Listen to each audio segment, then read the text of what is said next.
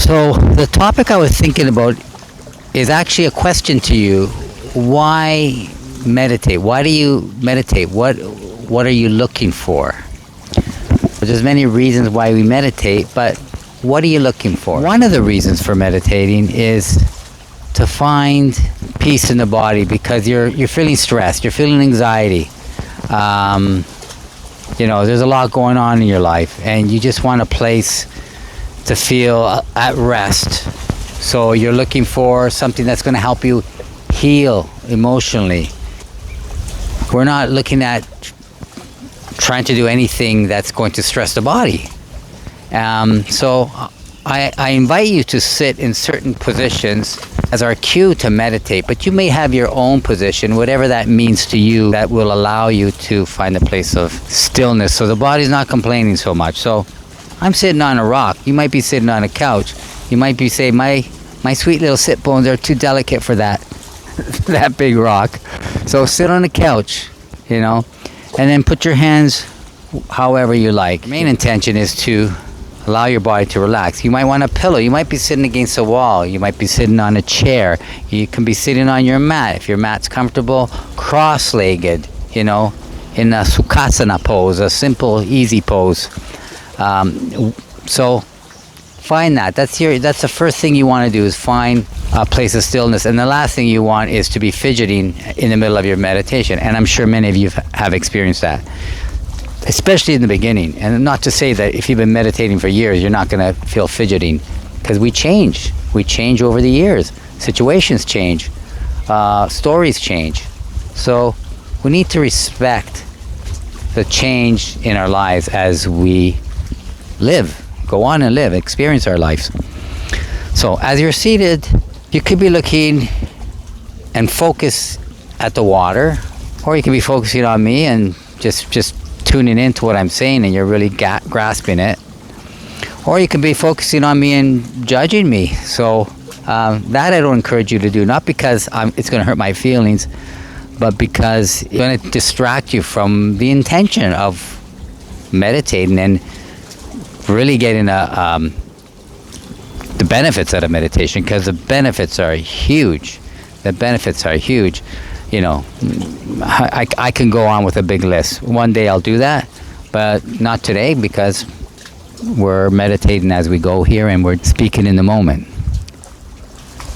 So closing the eyes, if that helps you to tune in to the body. So when we close our eyes, we're eliminating a lot of outside stimulants. Unless you're focusing on something like on a certain point, and you could be focusing on the water, you could be focusing on the waves, you can be focusing on the whole picture, if difficult to do. But sometimes you can just look straight and you can see everything. So when you're focused on something, you're setting an intention, and you're telling your body, or in your mind, you're saying, I'm cutting everything else out. So if your purpose of meditating is to find peace of mind, because your thoughts are all over the place, and you say, I want some peace of mind, I don't want to keep getting interfered by these thoughts, because thoughts will raise your blood pressure, especially if these thoughts continue to go on and on. One of the things they tell you when you go for a blood pressure test is, relax, don't think of anything, just focus on the breath. Yeah, because as soon as you think of something, your body's going to react to it. That doesn't mean you're going to be jumping up and down, but your chemistry, your emotions are going to react, because the chemistry in the body changes with every thought, and changes differently depending on the thought. Your state, your energetic state will change. Your level of awareness will change. So one of the main reasons we want to meditate is to find that stillness. So let's close the eyes, if it helps, and tune into my voice.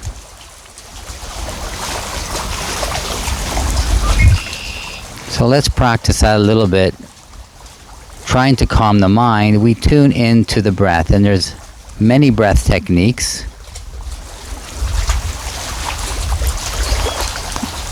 And even the breath techniques have different purposes and meaning, but most of the time you'll hear who's ever guiding you through the meditation focus on the breath, because at the end of the day you're not going to be holding your breath for any length of time, because you need to live.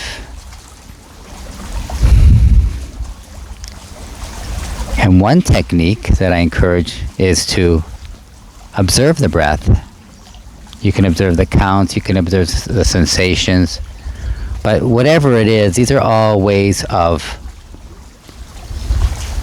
focusing on one thing rather than having a bunch of things. So we're trying to teach our body how to focus. We're trying to help our body get accustomed to meditation, and that's once we find our place of stillness, once we find a place where we feel comfortable. So we're saying to the body, when I sit in this chair, when I sit in this rock, when I sit or lie down on this bed or do shavasana on a yoga mat, I want to focus and I want to tune in to stillness and receive. So, what is it that we're receiving?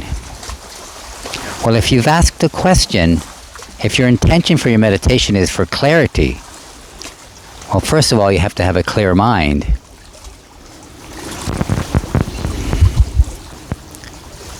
So, again, you want to focus on the breath or on an object, so you can tune everything else out. So clarity will come naturally. Because if you have something to do, and let's say you work in an office and you have one paper to work on and your boss comes in and throws 50 more papers on your desk, now your mind's all over the place and you're feeling stressed. You won't have very much clarity on that one thing anymore. In fact, the mind is not designed to do multiple things. We can, but we don't do them efficiently the way we were designed to be.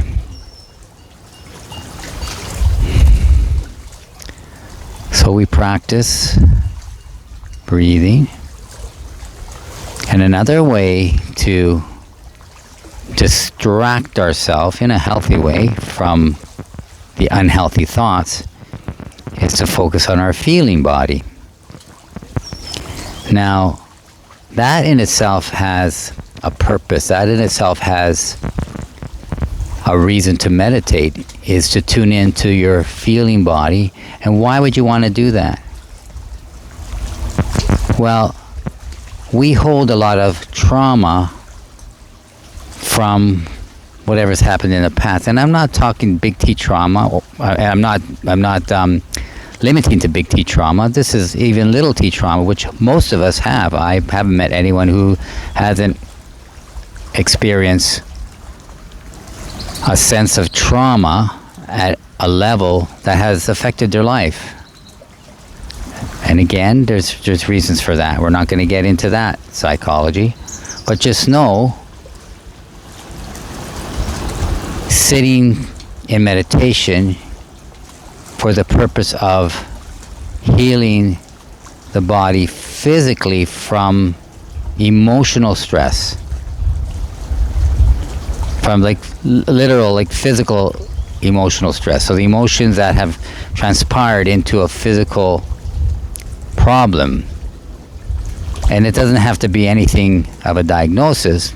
It can be, you're always feeling sore back, you don't have as much flexibility, you're always getting injuries on your ankles and your joints, you're always getting stomach problems, you're always getting headaches, migraines. All these are manifestations of something that has gone on in your life over a long period of time, or something that has been buried. And then we get into the shadow work, we get into another whole level of why we want to go towards that self, understand the self. Another reason we want to meditate is I want to understand myself. And you might be asking, well, how are you going to understand yourself just sitting there? Again, you're promoting clarity, and then if you believe in a higher power, and most of us do.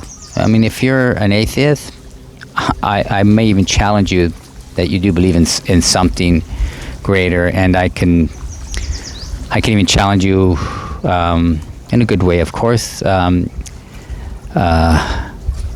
Challenge you with science. And when I say challenge you, I'll throw a lot of questions at you for you to figure out. So when you go sit in your meditation, that's a good time to figure things out. And your meditation becomes more of a contemplation. You're going to figure things out. You want that kind of clarity. And you want to know, who are you? And I promise, if you stick with it, and you can speak to other people who meditate, when you're sitting in meditation and looking for clarity or in silence, that clarity will come. It will come. And you might say, well, where is it going to come from? It doesn't matter. This is not about education. It's about intuition. We have a history of intuition.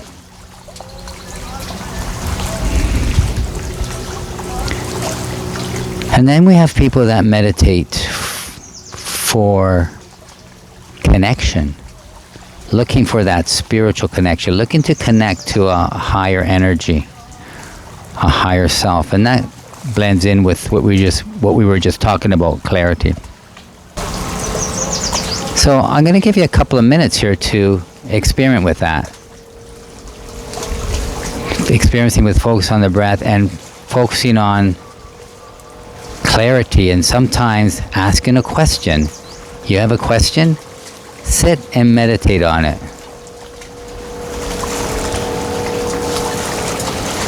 Which means sit. Ask your question, put it aside, and just sit.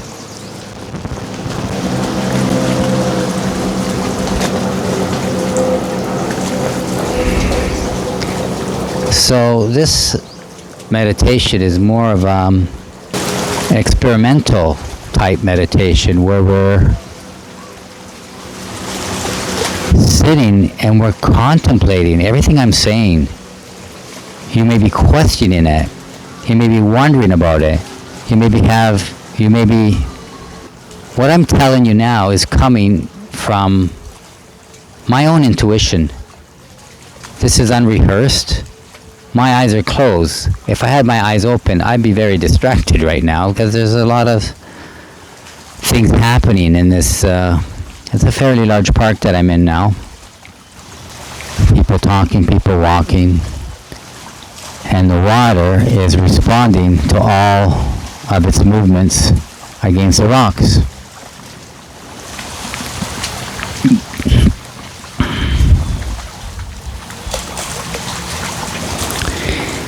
And if you like to increase your awareness, you focus on all those things without attachment. So you're practicing non-attachment. When you become attached to anything, you set yourself up for suffering.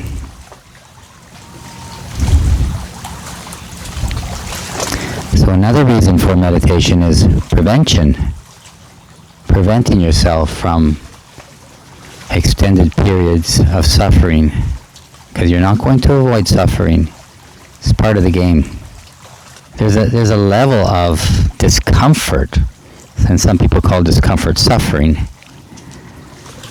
And anytime you're going towards anything with value, there's going to be an element of physical or emotional pain. But you can reduce that. So I invite you to sit here as long as you like. And until next time, Sending you much love and light. Namaste.